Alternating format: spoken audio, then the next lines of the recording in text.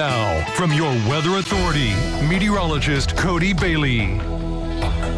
We've had another gray but warm afternoon across most of the tri-state, but now some of those rain showers impacting the afternoon and early evening commute, but we will only see that increase in both coverage and intensity as we head into the daytime hours tomorrow, primarily tomorrow afternoon and evening, and then again overnight tomorrow as the cold front finally sweeps across the area. Right now, we're starting to deal with the stalled frontal boundary that's producing these waves of off and on showers and storms. And yes, there is the potential, at least most of the tri-state, under a level 1 risk for severe storms. Let's get to that right now in your first warning focus.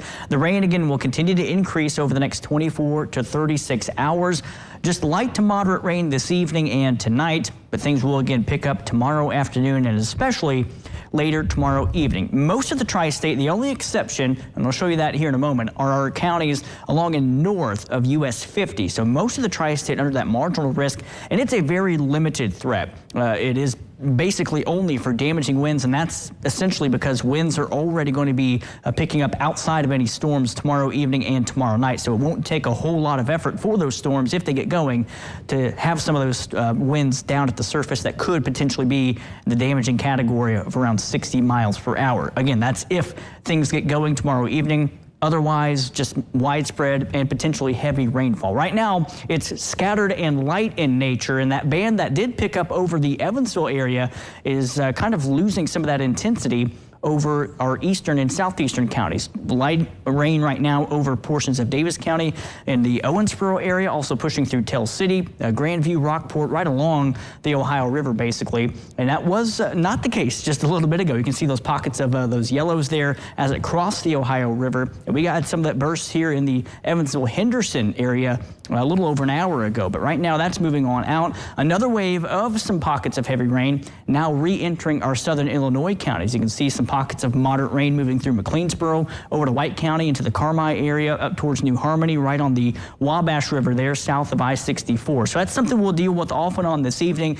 But again, the main event pretty much sets up for tomorrow afternoon through the overnight hours before things start to end from west to east by daybreak Thursday morning. But the evening commute on our twin bridges from the Ellis Park Tower camera looks like everything's in good shape. Just some wet pavement there. The rain moving on to the southeast, but again, some pockets of rain continuing off and on. Here's the east side of Evansville looking towards the Lloyd Expressway, I-69 from our Diamond Valley Federal Credit Union. That's the view high atop of Deaconess Gateway Hospital. Again, temperature's still very warm. We're down a couple degrees at the top of the hour now, 53 at the airport in Evansville. Winds are also letting up just a little bit, but that's going to be the opposite case as we head through tomorrow evening. We'll see winds increasing as we head through tomorrow evening. And again, keep in mind, that's outside of any storms that do develop later tomorrow evening. Temperatures across the tri-state, yet again, just like this time yesterday, seeing a double-digit spread in temperatures from 53 Jasper, 51 in Princeton, 52 in Fairfield. Down to the south, though, 57 in Calhoun,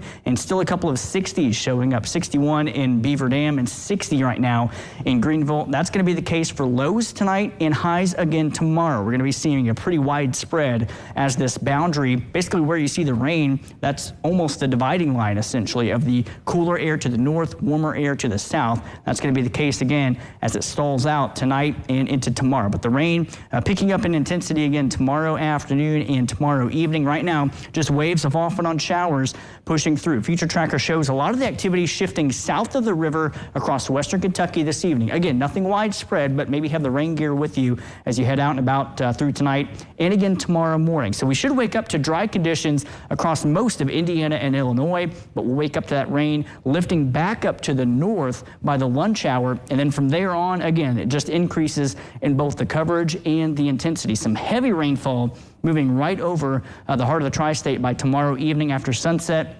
And then again, we'll see that main line of showers and storms pushing through after midnight. And again, some of those, if they get going, could bring some of those gusty winds into that category of an isolated damaging wind gust. But things quickly ending by daybreak Thursday morning. Highs in the mid-50s in the morning. We'll be falling through the 40s in the afternoon. May make a rebound back to near 50 on Thursday afternoon. And then a chilly into the week and start to the weekend before temperatures again begin to rebound. And once again, there's the map of our level 1. Very limited threat for severe weather tomorrow night and by daybreak on Thursday morning primarily, again, for some damaging winds. Your 7-day forecast shows that up and down pattern continuing. Again, 56 Thursday morning will be down in the upper 40s by Thursday afternoon, and then below normal for the start of the weekend. Another system we'll watch early next week. Right now looks mainly rain, but could provide another round of widespread rainfall by Tuesday, with temperatures once again going above normal, highs back in the mid to upper 50s.